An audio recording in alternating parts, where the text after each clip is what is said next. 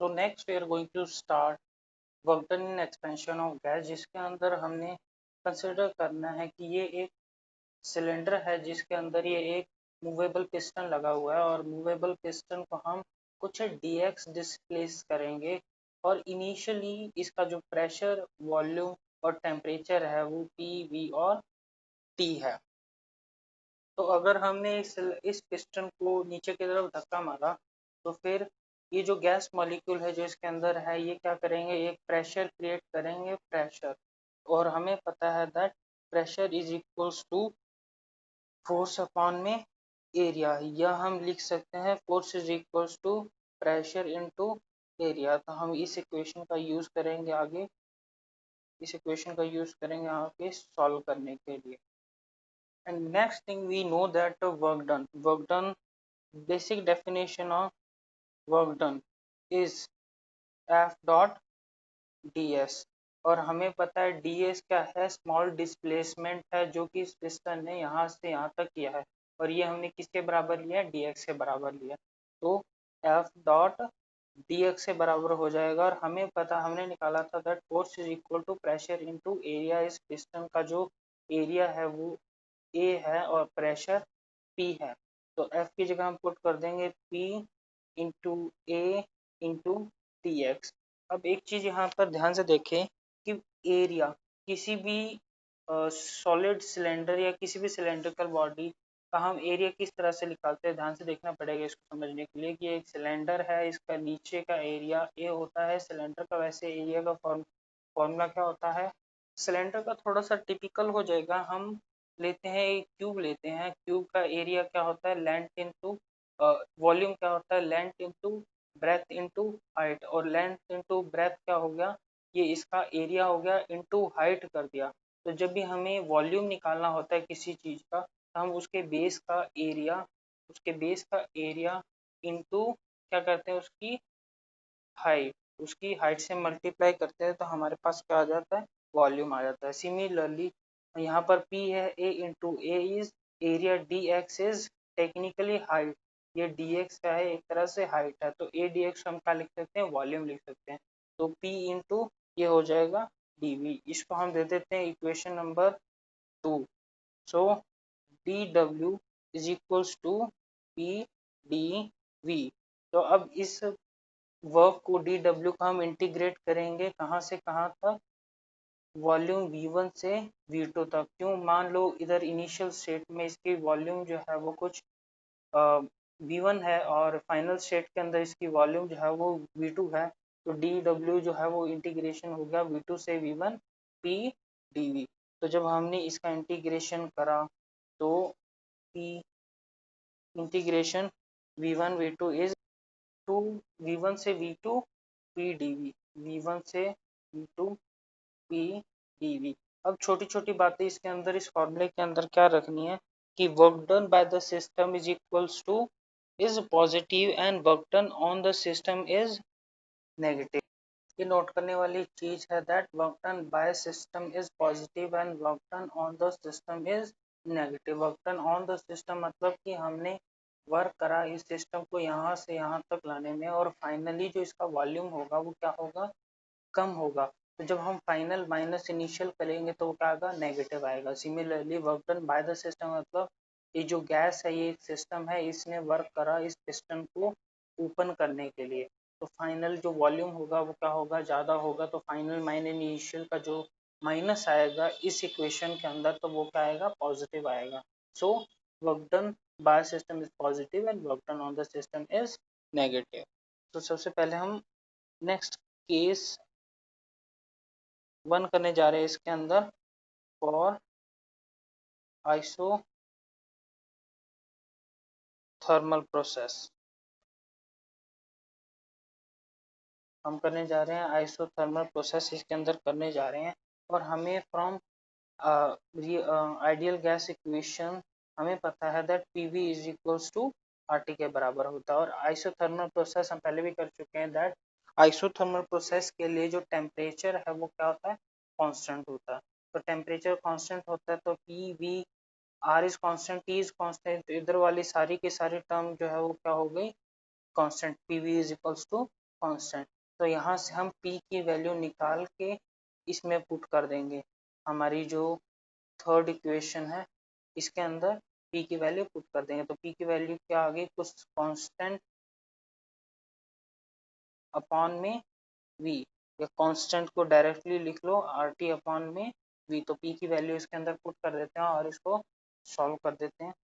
dw is equals to v1 से v2, p की value RT upon में v dv। तो अब इसका इंटीग्रेशन करें तो कैसे होगा, r और t कॉमन आ जाएगा। तो dw is equal to v1 से v2, RT को कॉमन लेके बाहर निकाल देते हैं और 1 अपॉन में v इंटू dv आ जाएगा। और इसका इंटीग्रेशन करने पे हमें क्या मिलेगा, इसका इंटीग्रेशन करने पे हमें मिलेगा w is equals to RT log e v2 by v1, जिसको हम फर्दर लिख सकते हैं 2.303 RT log e log base 10, log base 10 आएगा इसके अंदर, log base 10 v2 by v1। This is our final equation. ये हमारा रिजल्ट आ गया किसके केस में, आइसोथर्मल प्रोसेस के। सो नेक्स्ट हम P1 V1 is equals to P2 V2, हमें ये इक्वेशन के बारे में पता है। P1 V1 is equals to P2 V2, सो हम लिख सकते हैं P1 अपॉन में P2 is equals to V2 upon में V1। फ्रॉम प्रीवियस इक्वेशन, हम प्रीवियस इक्वेशन में V2 बाय V1 की value, previous equation W is equal to 2.303 RT log P2 log base 10 V2 by V1। अब इस V2 by V1 की value हम क्या put कर देंगे, P1 बाय P2। तो ये इक्वेशन जो है वो फर्दर बन जाएगी W is equals to 2.303 RT log base 10 P1 by P2। इसी के अंदर हम नेक्स्ट केस करने जा रहे हैं। सेकंड केस वो है फॉर एडियाबैटिक प्रोसेसेस। और फॉर एडियाबैटिक प्रोसेसेस हमें पता है दैट पीवी की power gamma is equals to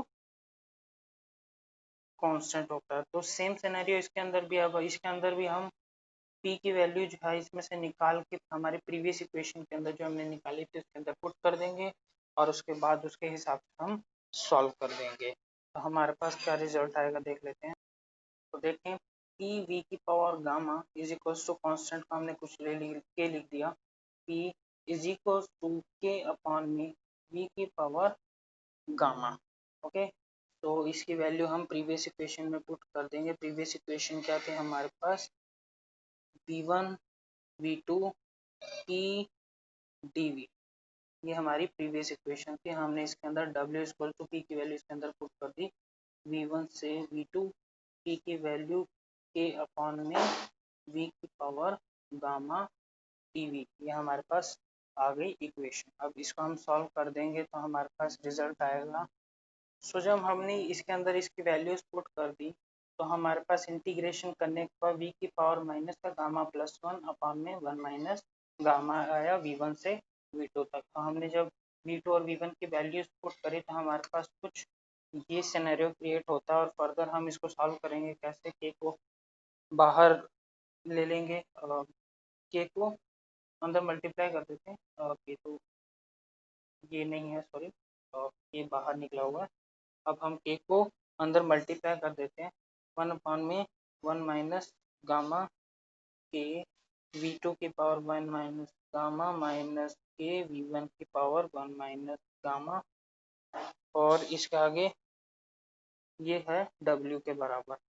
finally हम आगे करेंगे क्या, 1 अपॉन में 1 माइनस गामा, के की वैल्यू हमने क्या निकाली थी, यहाँ देखिए के की वैल्यू थी पी वी की पावर गामा।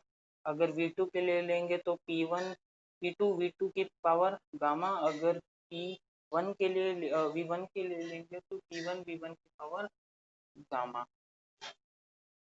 सो अब हम k की वैल्यू पुट करते हैं। k की वैल्यू किसके बराबर है, p2 v2 की पावर गामा और V2 की पावर 1 माइनस गामा ऑलरेडी यहाँ पर है, माइनस का साइन, k की वैल्यू k, क्योंकि ये V1 के साथ है तो k की वैल्यू आ जाएगी P1 V1 की पावर गामा, और V1 की पावर 1 माइनस गामा ऑलरेडी है, तो V1 की पावर 1 माइनस गामा ऑलरेडी है। ब्रैकेट क्लोज कर देते हैं और आगे इसको सॉल्व करते हैं, तो हमारे पास W is equals to 1/1 minus gamma.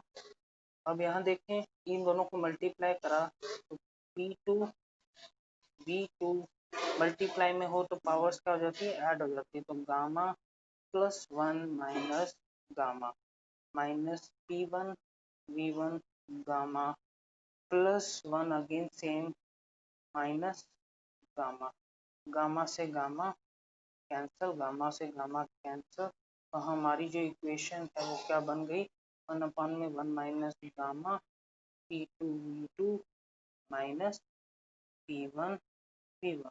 ये हमारी वर्क डन की इक्वेशन आ गई, फाइनल इक्वेशन और adiabatic processes.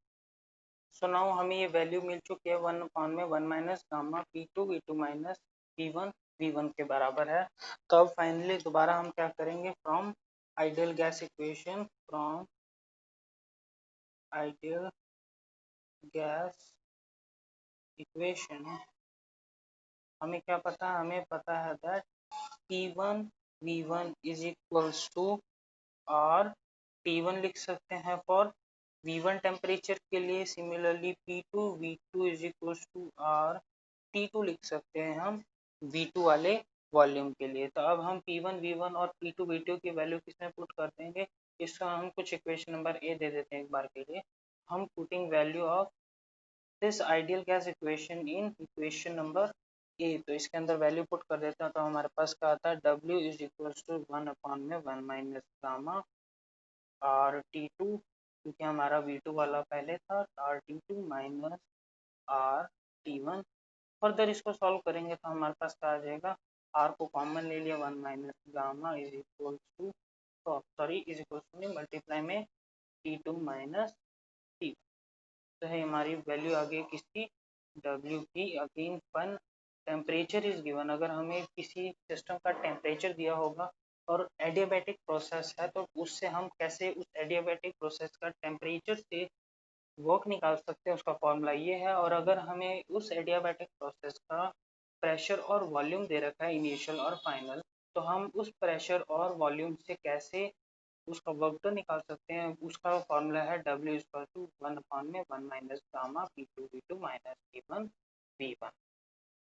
So thank you for watching the video. If you like the video, then please comment your name or anything, any doubt you are having. Thank you. So now in this video we are going to do reversible and irreversible processes. First of all हम definition की बात करें reversible process की, तो when any system goes from one state to another state and by reversing the condition on the system, if the system return back to its original state, then this process is called reversible process। तो क्या मतलब हुआ कि अगर हम किसी process कर रहे हैं और उसका रिवर्स प्रोसेस अप्लाई करने के बाद वही प्रोसेस जो है वो अपनी इनिशियल स्टेट पे चला गया, तो उसे हम क्या बोलेंगे, reversible process. Conditions for reversible process, should be free from friction force and viscous force। सबसे पहला कंडीशन ये है कि किसी भी तरह का फ्रिक्शन और विस्कस फोर्स नहीं होना चाहिए, क्योंकि वो एक तरह से वर्क करते हैं एनर्जी लॉस का, टेक्निकली एनर्जी लॉस कह सकते हैं, उसके अंदर एनर्जी लॉस होता है जिसकी वजह से जो प्रोसेस है वो अपनी पाथ से डेविएट हो सकता है या उसके अंदर कुछ ना कुछ डिफरेंस क्रिएट हो सकता है। Rate of thermodynamical process is very slow, एक बहुत इंपॉर्टेंट कंडीशन है रिवर्सिबल प्रोसेस की, दैट उसका रेट जो है वो थर्मोडायनेमिकल प्रोसेस का वह वेरी स्लो होता है, it is very slow. Next is irreversible process. So about its definition, when a system goes from one state to another state and by reversing the condition on the system,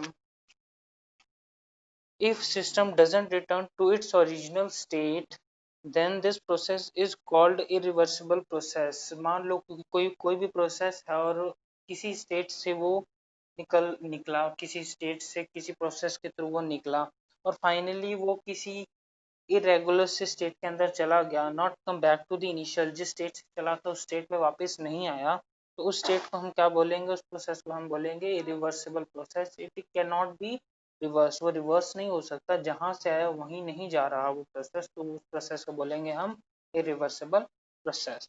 तो that's all for the irreversible and reversible process. So if you like the video, please comment your doubts and your name if you like it. Thank you.